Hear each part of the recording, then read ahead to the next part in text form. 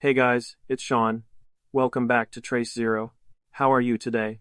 Hope you're doing well because today, we're diving into a case that's truly shocking. If you enjoy exploring true crime stories, don't forget to hit that subscribe button. Because here, we don't just cover mind-blowing cases, we uncover the darker sides of human nature. A few weeks ago, we talked about the case of Sister Hong and her involvement with 1,600 men, a number that shocked so many people. But, it turns out, that figure was nothing compared to what came next. Because in Thailand, there's another case, one that involves over 80,000 explicit videos. Yes, you heard that right. 80,000 videos. That number is absolutely insane.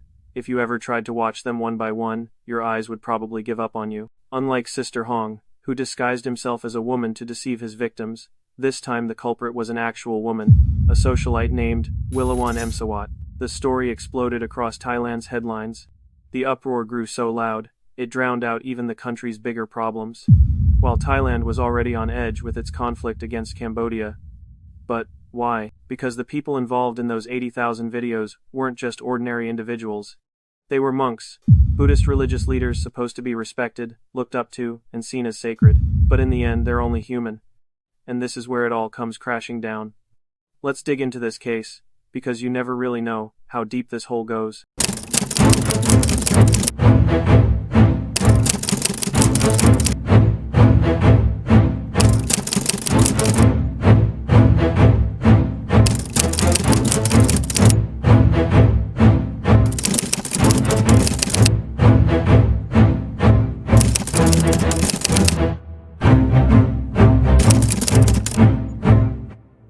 Before we go any further, here's a quick disclaimer. This case involves many monks in Thailand, a country where the majority of people practice Buddhism. So of course the reaction was nothing short of explosive. But remember, we're focusing on individuals here, not the religion itself. Just as in any country, when a religious leader or public figure is involved in a scandal, it always makes headlines. So please accept my apology in advance in this video. We're examining this case purely from a criminal standpoint, based on the established facts. Thai media has actually been highlighting major issues within religious institutions for a long time. For instance, there's the issue of embezzling congregational donations. Just imagine, there are allegations of embezzlement amounting to 300 million baht, or about $8.4 million. The money, which was supposed to be used for temple renovations, helping elderly monks, or charitable activities, instead ended up in the personal bank accounts of senior monks. And what's even worse, many of them used it for online gambling. These issues have caused the Thai people to start losing faith. If you were a person there, would you still believe in the sacred robes? This is what caused the Wilawan scandal to explode with 80,000 explicit videos. The public exploded in outrage, as if everything they had suspected all along was now confirmed. On the 15th of July, a 35-year-old woman named Wilawan Emsawat was arrested at her luxury villa in Nonthaburi.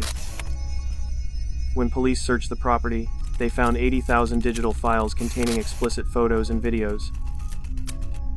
Surprisingly, most of the files contained scenes of Wilawan with monks from various temples.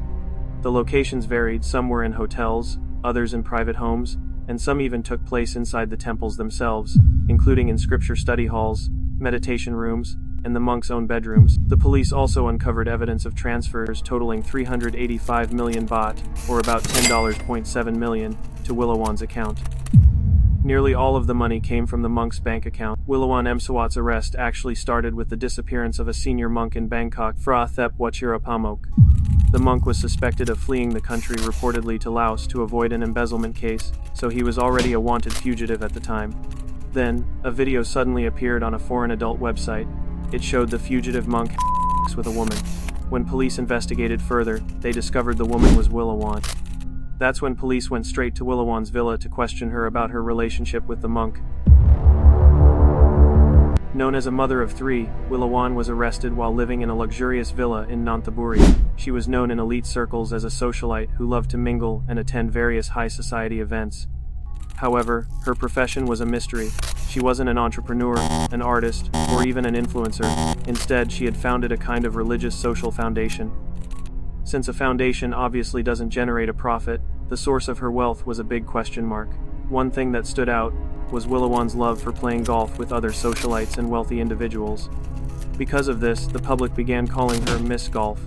As it turns out, Wilawan's family faced some real economic struggles growing up. She was born in Phuket province in northern Thailand, to a family with very little money. Her dad was a carpenter who was often hired to build temples, and her mom sold flowers for offerings right outside the temple. Tragically, Wilawan's father died when she was just 7. Her mother remarried an abusive man who often committed domestic violence, which made Wilawan's life incredibly hard. When she turned 17, she decided to escape to Bangkok. She worked a series of odd jobs, at a restaurant, a beauty salon, and even selling clothes in Pratunam, a well-known shopping hub. She eventually took a job at a nightclub, where she got pregnant by a DJ, who then abandoned her. Wilawan ended up raising her child alone. To make a long story short, after many twists and turns, in 2014, Wilawan met a monk who was the abbot of a temple in Bangkok called Wat Tha Luang. Their meeting wasn't a coincidence. Wilawan had a specific mission in mind, which we'll discuss in more detail later, so keep following the story.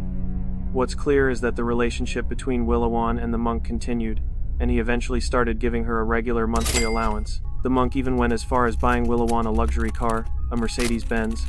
That's when Wilawan started to see an opening. She realized this kind of relationship could be a way for her to make a lot of money. But over time, their relationship gradually grew distant. Reportedly, the monk had found himself another woman, a new mistress. That's why, after her main target was out of the picture, Wilawan started going after other monks under the pretense of seeking spiritual guidance. Her method was to join various online meditation forums run by famous monks. Initially, it all just seemed like regular counseling sessions. As time went on, Wilawan started asking for one-on-one meditation sessions, saying she needed them to focus more. It was during these private meetings that she began to subtly seduce the monk. She'd praise him and chat with him to put him at ease. Once the monk showed any sign of interest, Wilawan would then step up her advances. Wilawan started recording what they were doing, claiming it was for his personal documentation. Some of the recordings were made secretly, while others were with the monk's permission, again, supposedly just for documentation. You know how sometimes people like to record intimate moments to watch later? But Wilawan's real goal wasn't documentation at all. It was to blackmail the monks for money. If they didn't pay up, he'd release the footage. He did it all in a really subtle way too. Wilawan would message the monks, asking them to transfer money for shopping. If they didn't, he'd send a reminder like, "I still have all our videos." Those words were enough to send a chill down the monks' spines. The threats weren't overt, but they were effective enough to get the monks to comply. In the end, the monks would send the money, hoping Wilawan wouldn't release the videos. Basically, it was hush money to protect their reputations. What made the public so angry in this case was that the money transferred to Wilawan was believed to be 99% from the congregation's donations. In other words, the community was unknowingly funding Wilawan's extravagant lifestyle. Initially, the hush money transfers were around 10,000 baht, about $280 on average. But once the monks became truly scared and started paying, Wilawan would increase her demands tenfold, to 100,000 baht, around $2,800. For the top or well-known monks, some transfers could reach as much as $130,000 in one go. This is how Wilawan's bank account was able to receive a total of $8.4 million. These monks felt they had no other choice if they didn't transfer the money. Their good name was at risk of being ruined. If the videos were spread, they could be immediately blacklisted. This was especially true if the involved party was a famous and high-ranking monk, as the case could become national news. And indeed, once it was exposed, the Wilawan case exploded into a major news story in Thailand. The public had mixed reactions. Some people called Wilawan a she-devil, arguing that even though her targets were monks, they're still just human and can be tempted. Especially since Wilawan was known to be beautiful and good at seducing people. But on the other hand, some saw her as an unlikely hero, exposing the corruption of these monks, which had been covered up for so long. So, in your opinion, was Wilawan a criminal or a whistleblower? Besides, there were several monks in the videos, which means it didn't just happen once. So after Wilawan asked for money the first time, they didn't learn their lesson. They kept asking for more. Some people might think, I've already spent the money, so I might as well keep going so it's not a total waste.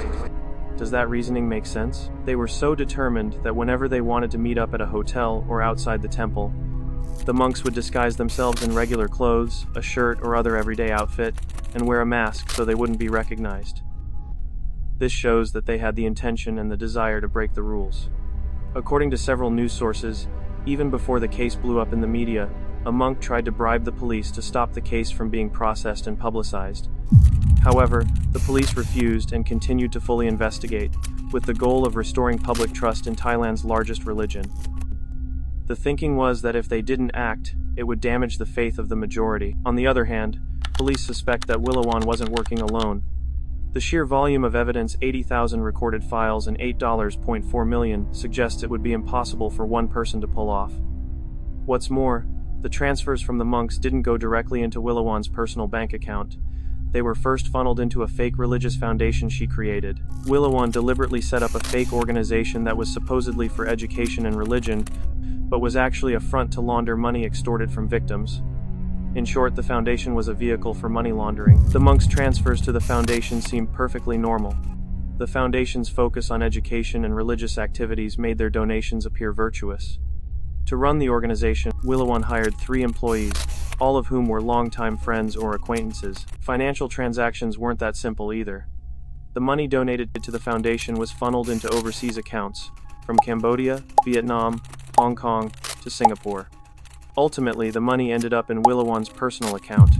This pattern clearly shows money laundering. We even found about 200 transactions from more than 60 accounts over the past 3 years. Large transactions, valued at tens of millions of baht, were sent through various different companies. There was a small property company in Cambodia, a study institute in Singapore, and even a women's health club in Taiwan. But upon investigation, all of them turned out to be shell companies, meaning they had no real business activity to match their names. This is a classic example of money laundering. With such a structured pattern, it's no surprise that police suspect Wilawan didn't act alone. There's a strong possibility she had other partners besides the 3 foundation employees. What I mean is, there were other partners involved, not just those 3 employees. It turns out one of those 3 employees was also under investigation because he was suspected of secretly selling Wilawan's videos to foreign websites. That's how the videos were widely distributed. What's interesting is that the videos were spread to those foreign sites without Wilawan's knowledge. She even admitted she had no idea about it. See? That's why this case is way more than just a video scandal with a religious leader. It's highly suspected that what we're really looking at here is a well-oiled, highly organized. Wilawan used all that money to build her own palace. She ended up with 3 luxury apartments, fancy cars, a watch collection, and handbags worth hundreds of millions. But even with all that wealth, she was also known to be a big fan of online gambling. The most shocking part came in an interview when Wilawan said, I never forced anyone. They came to me on their own. I didn't cause the temples or the monks to fall apart. I just exposed a wound that was already full of rot. If their robes were clean, I wouldn't have had anything to blackmail them with. The point is, if the monks' faith was truly strong, nothing Wilawan did would have been able to shake them. Without any openings, Wilawan wouldn't have had any ammunition to blackmail them, because there would have been no video to use. So, it's clear the root of the problem lies with the monks themselves, who failed to maintain their integrity. Instead, they hid behind their religion, or, to put it simply, they used their faith to cover up their mistakes. So why did Wilawan target monks instead of wealthy business people? It turns out, it had to do with her past. According to several news reports, when Wilawan was just 10 years old, she often helped her mother sell floral offerings in front of a temple. Until one day, the abbot of the monastery asked her mother for permission. He said, Ma'am, may I bring Wilawan to the monastery to help with a few things? Since the request came from the abbot himself, it was considered a great honor. Her mother was delighted, believing it was a noble task for her daughter. In reality, however, Wilawan was sexually harassed by the head abbot and 2 other monks in that very temple. At the time, she was too afraid to tell anyone, not even her own mother, after being threatened by them. This experience sowed the seeds of revenge, which would later lead her to threaten the monks as an adult. After graduating from high school, Wilawan decided to run away to Bangkok, especially since she was also a victim of domestic violence by her stepfather, as we discussed earlier in the story. One night, while working at a nightclub, Wilawan saw a monk come in disguised. He was wearing plain clothes, a shirt, a hat, and a face mask so he wouldn't be recognized. But when he took off his mask to drink, Wilawan immediately recognized his face, because the monk was quite famous. Even more shocking, she saw him hire a woman at the club. From that moment on, Wilawan's view of monks was completely shattered. The trauma from her childhood combined with this negative experience convinced her that most monks are just pretending to be holy, when in reality they're corrupt. The uproar in Thailand over this case led to widespread disillusionment and a steep decline in trust in temples. Donations to temples plummeted by as much as 60%.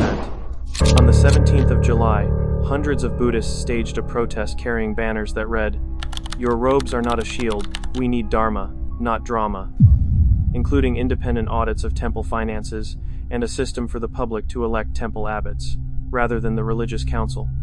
Public trust has truly collapsed. Interestingly, a number of young monks also participated in the protest. They admitted that what the media had reported about the dark side of the monastery was true. All this time, they had felt ashamed and afraid to speak out because, as junior monks, they were in a very weak position compared to their seniors. However, because this case had gotten so much public attention, they felt it was the right time to speak the truth for a better change. Following this case, 13 senior monks were dishonorably discharged. Their names can be displayed on the screen. As for Wilawan, she faces up to 10 years in prison on charges of extortion and money laundering. It's also worth noting that while only 13 senior monks were publicly named, a total of 81 monks were involved in this scandal. This includes those with more minor involvement or who were implicated at an administrative level within the temples.